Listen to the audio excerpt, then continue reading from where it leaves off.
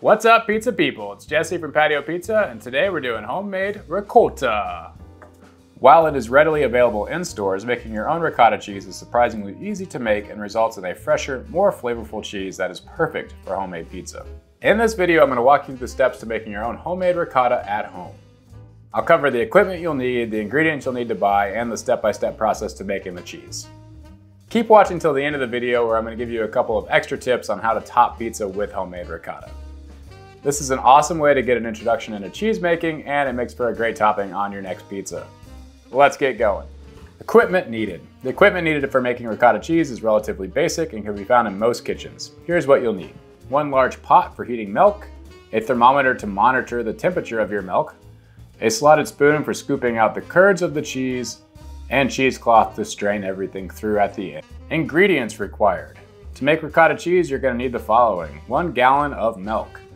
Whole milk is the best option here. You just want to make sure you find something that is not ultra pasteurized. Ultra pasteurized milk will not make ricotta cheese.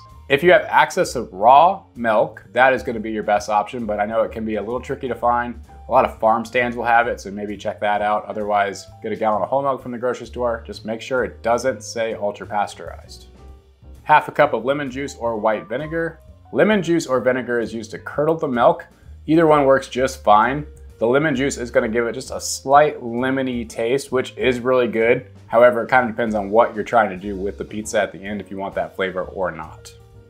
Finally, you'll need some salt to add a little extra flavor to the cheese. Once you've gathered your equipment and ingredients, it's time to make some ricotta. Step 1, heat the milk. We start by pouring all of our milk into a large pot and place it over medium-low heat. Stir the mixture occasionally to prevent the milk from scorching and keep that temperature low. Heat the mixture until it reaches a temperature of 180 degrees Fahrenheit. Step 2, kill the heat and add the lemon juice or vinegar. Once the milk reaches 180 degrees Fahrenheit, remove the pot from heat and add the lemon juice or vinegar directly in. Stir gently for 10 to 20 seconds to ensure that the lemon juice or vinegar is evenly distributed. After that, don't stir anymore to avoid breaking the curds. Step 3, let it sit.